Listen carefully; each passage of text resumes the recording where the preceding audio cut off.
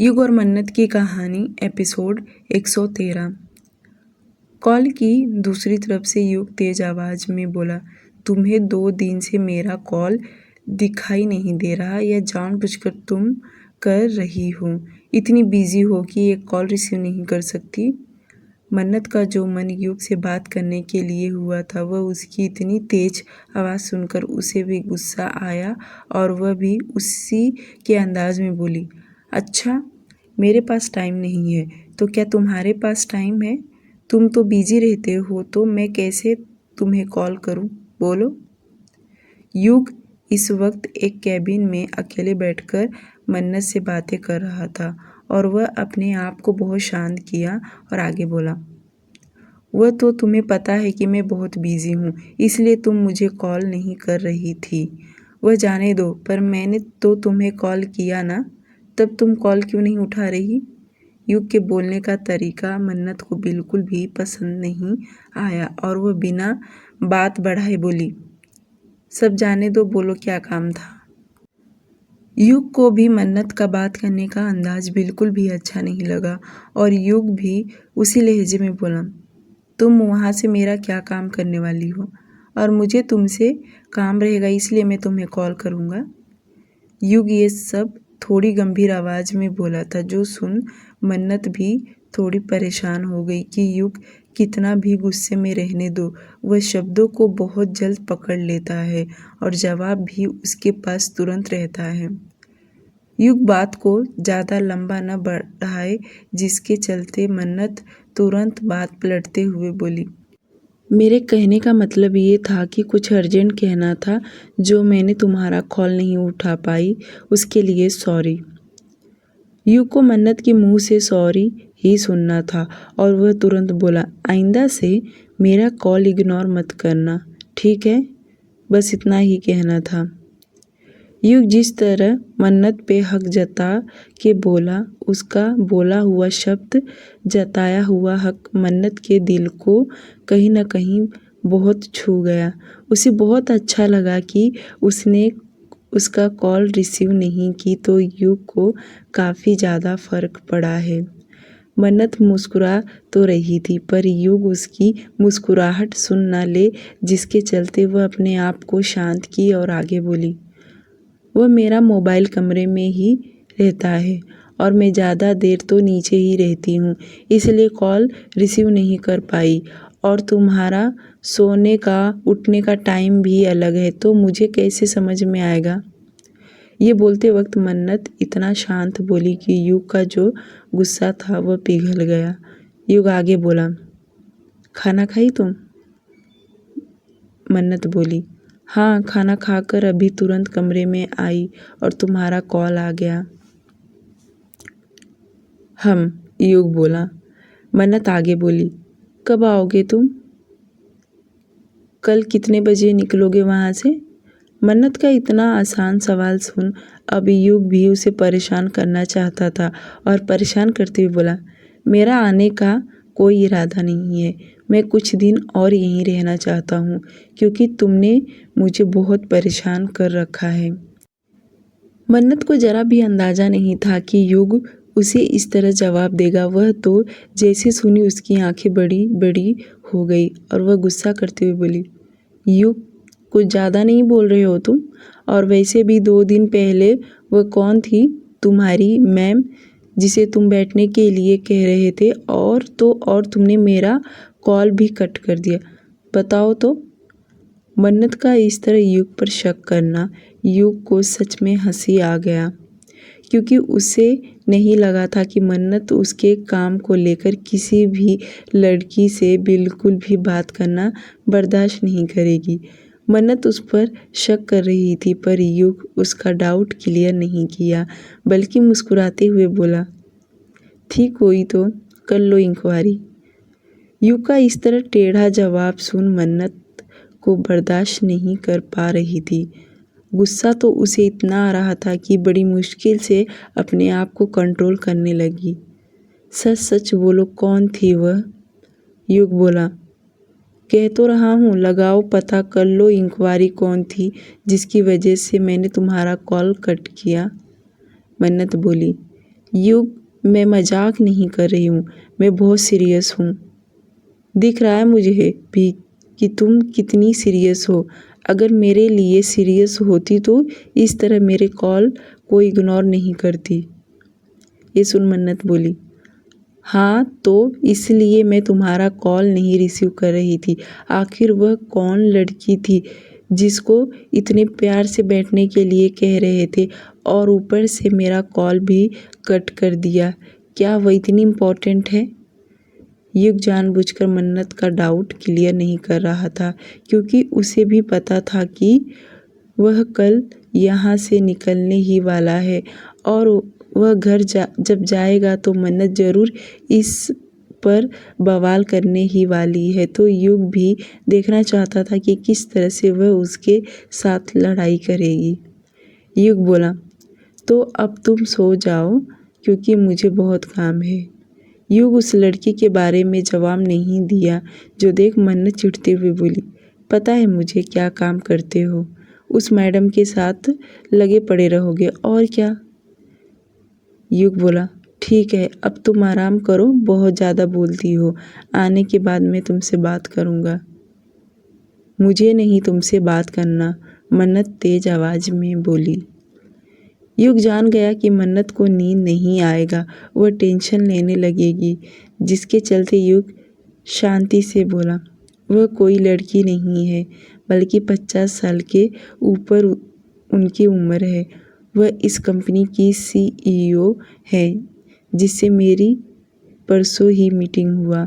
अब मैं उन्हें आंटी तो नहीं कह सकता ना, और ना ही डिसरिस्पेक्ट कर सकता हूँ, तो मैं उन्हें मैम ही कहूँगा, ठीक है। अगर तुम्हारे अंदर शक का बीज उग रहा है तो उसे उखाड़ दो, वरना मैं तुम्हें ना।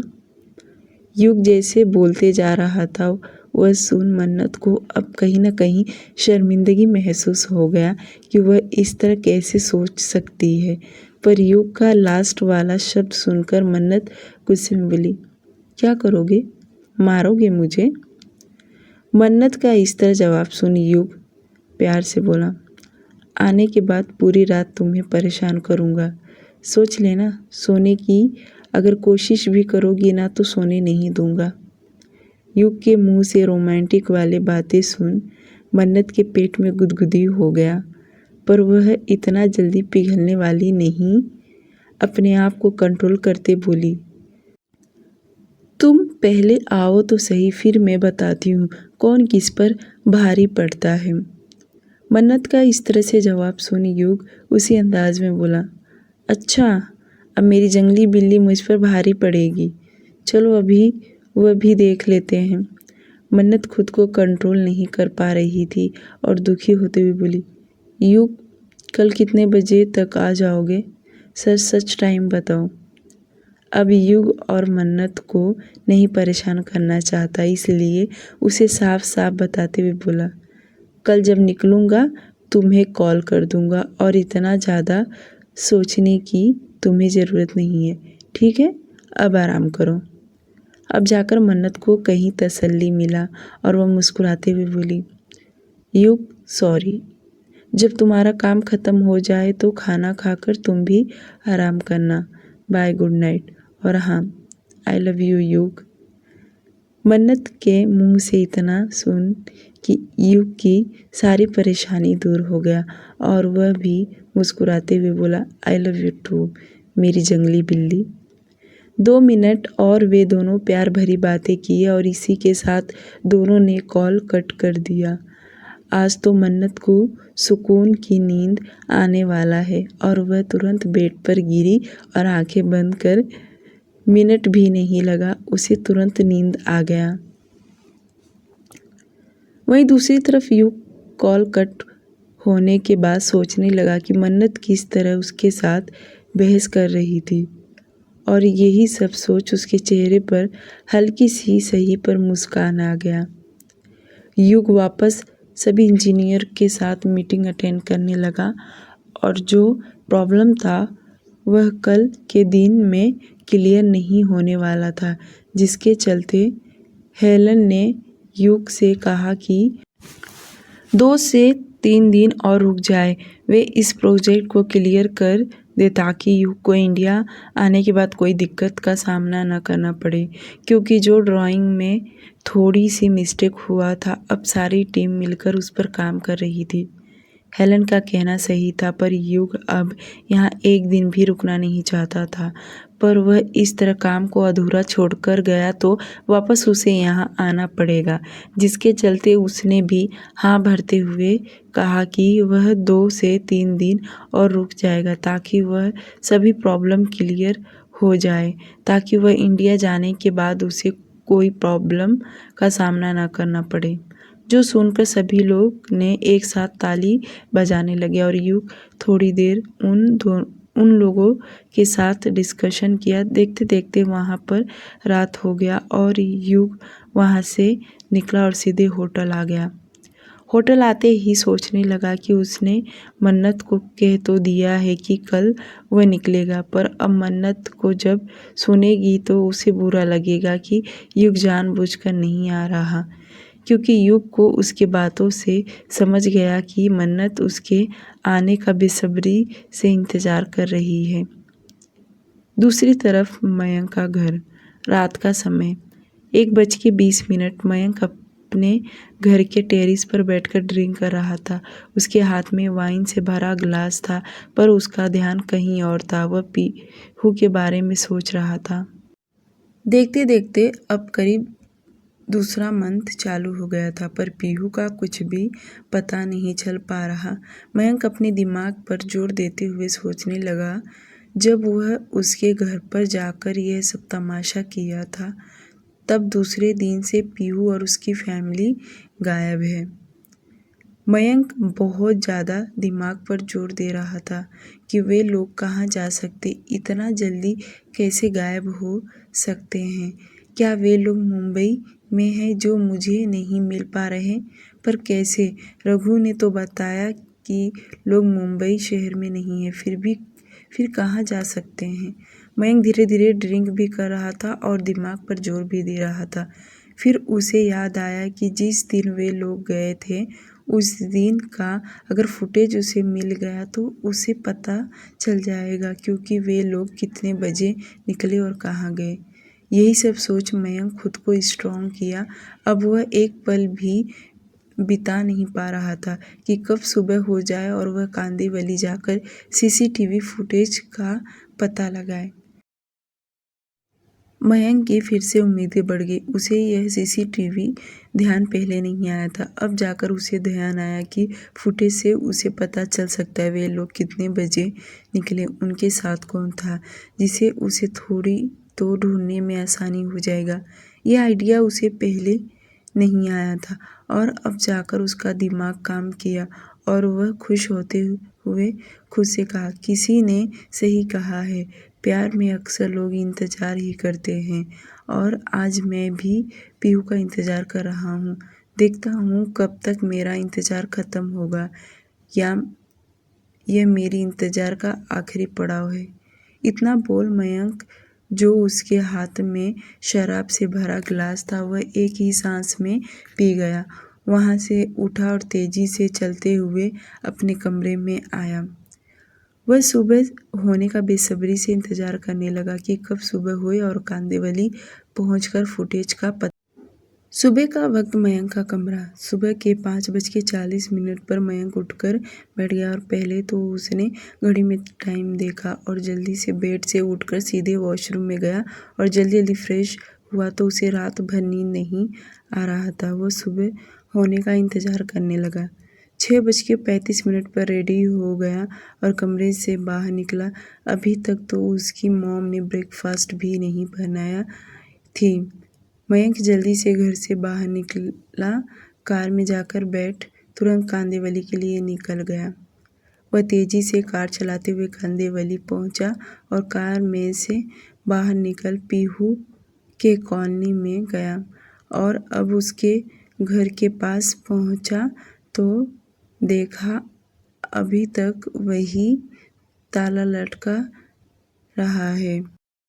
एक बार फिर से मयंक की आंखों के सामने वही नज़ारा दिखाई देने लगा जब पीहू की इज्जत सरेआम बदनाम कर रहा था। कितने लोग इकट्ठे थे और तमाशा देख रहे थे और मयंक ने आखिरी बार पीहू को देखा था जब उसके पापा उसके बाल पकड़कर खींचते हुए घर के अंदर लेकर गए। वही आखिरी दृश्य था और मयंक उन्हीं के घर के चौखट को देखने लगा जहाँ पर उसके पापा उसे खींचकर अंदर ले जा रहे थे। उसे चोट भी लग गया था फिर भी पीहू की नज़र से मयंक पर ही था। यह सब याद करके फिर से एक बार मयंक का दिल भर आया। मयंक का दिल इतना अंदर से रोने लगा कि वह तड़प रहा था। मयंक धीरे धीरे कदम बढ़ाते हुए दरवाजे के पास पहुंचा और उसे ताले की छूकर रुआंसी आवाज़ में खुद से बोला, कहाँ हो तुम पीहू? बहुत मिस कर रहा हूँ तुम्हें। क्या तुम्हें मेरी एक बार भी याद नहीं आ रहा? तुम ही हो ना जो मेरे बिना एक पल बिता नहीं पाती थी। अपने घर का कोना कोना फ़ोटो निकाल कर दिन भर भेजा करती थी। मैं चाय पी रही हूँ, मैं खाना खा रही हूँ, मैं टीवी देख रही हूँ, मैं अपने घर का हर एक कोने का फ़ोटो भेजा करती थी। तुम्हारे फ़ोटो देख मैं थक जाता था पर तुम नहीं थकती थी। फिर आज क्यों इतनी तुम शांत हो गई हो और मेरे बगैर कैसे रह सकती हो? मयंक ताले को पकड़ के सोचते हुए खुद से बोला, और कितना सजा दोगे भगवान? थक गया हूँ, प्लीज़ मिलवा दो। अब पीहू से बहुत उम्मीद लेकर आया हूँ। पीहू के पड़ोस में सुजाता जी का बेटा सोनू घर में से बाहर निकला क्योंकि उसे स्कूल का टाइम हो गया था। मयंक को देख तुरंत उसके पास आया और पूछते हुए बोला, आप यहाँ क्या कर रहे हैं? आवाज़ सुनते ही मयंक तुरंत पीछे पलट कर देखा तो सोनू को देखो वह अपना दर्द छुपाते हुए बोला, देखने आया था कि केशव अंकल आए कि नहीं। ये सुन सोनू बोला, वह तो जब से गए हैं तब से अभी तक नहीं आए, पता नहीं कब आएंगे। और पीहू दीदी तो हमें भूल ही गई है। जब से गई हैं उन्होंने अभी तक हमें कॉल तक नहीं किया। जब पीहू दीदी थी तब वह मेरी बहुत हेल्प किया करती थी। जब मेरे एग्ज़ाम्स नज़दीक आते थे तो वह मेरी सभी टेस्ट लिया करती थी। जब से गई हैं तब से मुझे बिल्कुल भी अच्छा नहीं लग रहा। सोनू का तकलीफ़ देख मयंक इतना तो समझ गया कि जैसे उसे कुछ नहीं पता वैसे ही उनके पड़ोसियों को भी कुछ नहीं पता। इसका मतलब कि वे लोग किसी को कुछ बताना नहीं चाहते थे। कहाँ गए? मयंक सोनू को समझाते हुए बोला, अगर मेरी बात पीहू से हो जाएगी तो मैं तुम्हारी बात उससे करवा दूंगा। सोनू बाहर मयंक से बातें कर रहा था कि उसकी मम्मी अंदर से आवाज़ देते हुए बोली। अपनी माँ की आवाज़ सुन सोनू मयंक को बाय बोलकर घर के अंदर चला गया। वहीं मयंक कॉलोनी से बाहर निकला और आसपास दुकान देखने लगा जो कि अभी तक दुकान खुला नहीं था। मयंक चारों तरफ नज़र घुमाया। अब तक तो 7 बज गया था, बच्चे स्कूल जाने लगे, पर जो शॉप थे छोटे मोटे वे अभी तक खुला नहीं था। और मयंक रोड पर खड़ा होकर अपनी नज़र चारों तरफ घुमाने लगा कि उसे कहीं सीसीटीवी फुटेज में दिख जाएगा। तो उसे दिखाई भी दे दिया क्योंकि जो कपड़े के शॉप थे या मेटल के शॉप थे वहाँ पर कैमरा लगे थे जो देख मयंक के दिल को ठंडक मिला। अब उसका दिल धक धक करने लगा। अब उसे लगा कि अब जल्दी से पता लग जाएगा, पर दुकान न खुलने की वजह से उसे अभी भी वेट करना पड़ रहा था। पर वह इसी तरह रोड पर खड़ा नहीं रह सकता, जिसके चलते वह जाकर अपने कार में बैठ गया और कार थोड़ी सी दूरी पर जाकर रुका ताकि कोई उसे गलत ना समझे। बिना कॉफ़ी बिना नाश्ता किए इसी तरह मयंक वहाँ शॉप पर खुलने का इंतज़ार करने लगा। कार में बैठे बहुत कुछ सोच रहा था कि इसी तरह पीहू भी उसका इंतज़ार किया करती थी, तब मैं उसके जज्बातों का ज़रा भी ख्याल नहीं किया और तो और उसके मैसेज का भी जल्दी रिप्लाई नहीं करता था। वह कार में बैठे लगातार यही सब सोच रहा था। आज वक्त भी जल्दी कट नहीं रहा था। 9:10। अब धीरे धीरे शॉप खुलना चालू हो गया था। वह 2 मिनट मयंक के लिए पहाड़ की तरह वक्त काटा। कपड़े का दुकान जैसे खुला, मयंक कार में से बाहर निकला और तेजी से भागते हुए उस दुकान के पास गया। उस दुकान वाले ने दुकान का शटर ऊपर किया और दुकान में कदम रखा। पहले हाथ जोड़कर प्रार्थना किया, फिर अंदर गया। उसके पीछे मयंक भी भागते हुए आया और दुकान वाले को लगा कि ग्राहक आ गया और वह बड़े प्यार से बोला, बोलिए क्या चाहिए आपको। जो सुन मयंक बोला, मदद चाहिए आपकी। मयंक को इस तरह घबराया हुआ और मदद मांगता देख वह दुकान वाला उसे ऊपर से नीचे तक घूरकर देखने लगा और सवाल करते हुए पूछा, हो कौन तुम और कैसी मदद चाहिए तुम्हें। ये सुन मयंक बोला, एक्चुअली मुझे सीसीटीवी फुटेज चेक करना है और आपकी दुकान के बाहर कैमरा लगा है, तो क्या आप मुझे 1 दिन का रिकॉर्ड दे सकते हैं। इसके बदले में आपको जो पैसे मांगेंगे मैं देने के लिए तैयार हूँ। मयंक का इतना कहना कि दुकान वाला बोला, मुझे लगा आप ग्राहक हैं, पर सुबह सुबह कोई काम बताए मुझे पसंद नहीं आया और यह काम इतना जल्दी नहीं हो सकता, इसके लिए टाइम लगेगा। दुकान वाला आदमी आलसी दिख रहा था, जो देख मयंक अपने दोनों हाथ जोड़ रिक्वेस्ट करते हुए बोला, प्लीज़ ना मत कहिए, बहुत अर्जेंट है, चाहे आप थोड़ा टाइम ले लीजिए पर प्लीज़ दे दीजिए। ये सुन दुकान वाला आदमी बोला, पर बात क्या है। बाहर का माहौल देखकर तो कुछ लग रहा नहीं कि जैसे कि कोई एक्सीडेंट, चोरी मार धाड़ हुआ हो। तो तुम्हें क्यों सीसीटीवी कैमरा चाहिए, तुमने बताया नहीं तुम हो कौन। दुकान वाला अब मयंक पर शक करने लगा था, जो देख मयंक उसे समझाते हुए बोला, मैं किसी को ढूंढ रहा हूँ और मुझे कल का सीसीटीवी कैमरा फुटेज नहीं चाहिए, बल्कि 1.5 महीने पहले। मयंक ने उसे तारीख भी बता दिया कि उसे कौन से तारीख का सीसीटीवी फुटेज रिकॉर्ड चाहिए।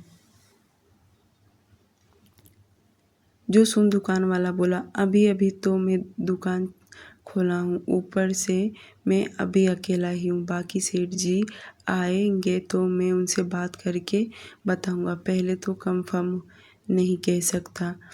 मयंक बोला, तो आपके सेठ जी कब आएंगे, मैं उन्हीं से बात कर लेता हूँ। मयंक का बार बार परेशान करता देख दुकान वाला आदमी परेशान होने लगा और वह चिढ़ते हुए बोला, एक बार कह दिया ना आपको कि सेठ जी नहीं आए हैं, जब वह आएंगे तो मैं उनसे बात करके बता दूंगा। ये सुन मयंक बोला, आप अपना नंबर दे दीजिए ताकि मैं आपको कॉल करके पूछ लूँगा और आप मेरा भी नंबर ले लीजिए। दुकान वाला आदमी बोला, मैं अपना नंबर नहीं दे सकता, आप अपना नंबर दे दीजिए। मयंक समझ गया कि दुकान वाला आदमी कैमरा फुटेज देना नहीं चाहता, इसलिए वह तरह तरह की बातें बना रहा है। मैं कुछ और दुकान वाले को अपना नंबर दे दिया और उसके दुकान से बाहर निकला और आसपास की दुकान की तरफ देखने लगा। पास में दुकान तो बहुत था पर अभी तक खुला हुआ नहीं था। तभी उसकी नज़र एक छोटी सी दुकान पर गई जो पूरी तरह खुल गई थी, पर उसके बाहर कैमरा तो नहीं दिखाई दे रहा। मयंक थोड़ा साइड में जाकर खड़ा रहा। लगभग 10 से 15 मिनट हो गए इसी तरह खड़ा रहा। 3-4 दुकान छोड़कर एक इलेक्ट्रॉनिक शॉप वाला आदमी अपना दुकान खोलने लगा।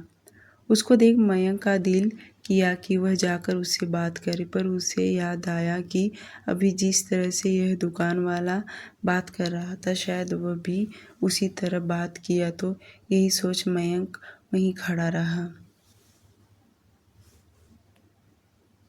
तभी उसके अंदर से दिल ने उसे फोर्स करते हुए कहा, तो क्या इतनी बेइज्जती सहन नहीं कर सकता। तो सोच पीहू ने कितनी बेइज्जती सहन की है, क्या तू उसके लिए इतना नहीं कर सकता। मयंक के दिल से ऐसी आवाज़ आने लगा और वह तुरंत लंबी सांस छोड़ते हुए उस दुकान की तरफ बढ़ गया और उसके पास जाते ही पीहू को याद करते हुए दुकान के अंदर कदम रखा। दुकान वाले ने जैसे देखा उसे भी लगा कि जरूर ग्राहक ही है और वह तुरंत पूछा कि बताइए क्या चाहिए। मयंक उसी तरह फिर से जवाब देते हुए बोला, मुझे आपसे हेल्प चाहिए। जो सुन दुकान वाला पूछा, कैसी मदद बताइए। मयंक बोला, मैं किसी को ढूंढ रहा हूँ, वो मुझे छोड़कर 1.5 महीने पहले चली गई। मैं तब से उसे ढूंढ रहा हूँ।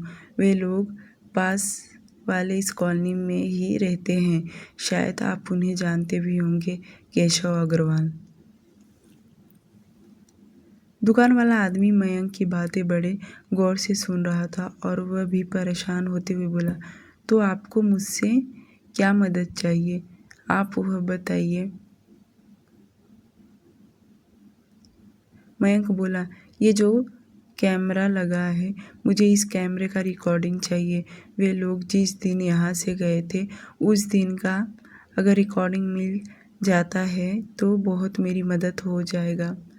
दुकान वाला आदमी बहुत ही शरीफ दिखाई दे रहा था और वह तुरंत मयंक की बातें सुन हाँ भरते हुए बोला, इसमें कौन सी बड़ी बात है, थोड़ा टाइम दीजिए, मैं लड़के को बुलाकर उस दिन का रिकॉर्डिंग आपको दे दूँगा, तो आप शाम तक वापस एक बार आ जाइएगा और आप मेरा नंबर भी ले लीजिएगा।